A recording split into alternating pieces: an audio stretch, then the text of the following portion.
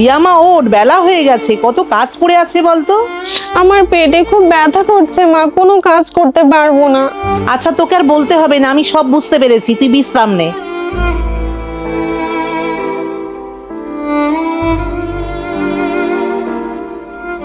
বৌদি বসে আছো কেন? যাও মায়ের জন্য চা করে দাও।